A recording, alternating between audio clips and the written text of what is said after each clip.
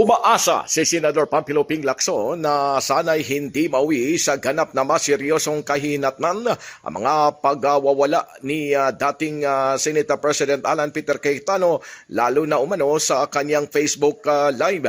Itinanggi ni Lacson ang huling paratang ni Cayetano, sabay bangkit na ang pagkakalat umano ni Cayetano itong mga nakarang araw ay sumasalamin sa isang quicksand mentality at hindi na dapat seryosohin.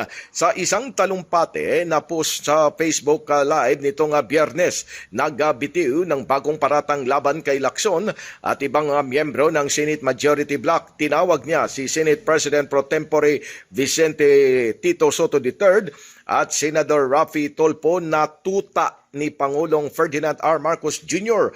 Tinawag din niya si Senador Erwin Tulfo na tuta ni Lacson na tinawag naman niyang aso na sunod-sunuran sa utos.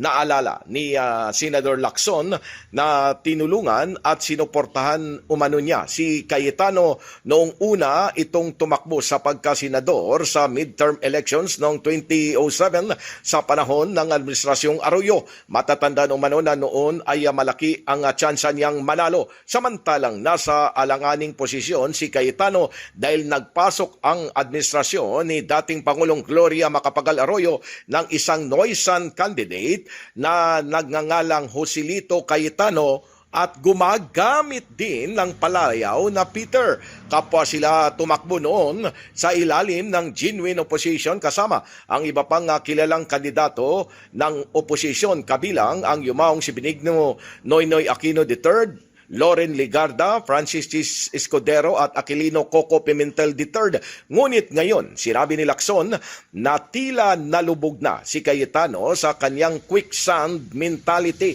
na humahantong sa mahahabang Facebook Live upang bigyang katwiran ang kanyang inaangking Senate presidency, kabilang ang umano'y pag-aaksaya ng 25 milyong pisong pondo ng bayan bawat araw sa loob ng kanyang 28 araw na pamumuno. Nauna nang sinabi ni Lacson na walang naipakitang legislative output ang Senado sa loob ng 28 araw na pamumuno ni Cayetano at sa halip ay nabalot ito ng iba't ibang kontrobersya. Pilipinas, mula sa Senado, Silvestre Rambulabay, Radyo Kayumanggi.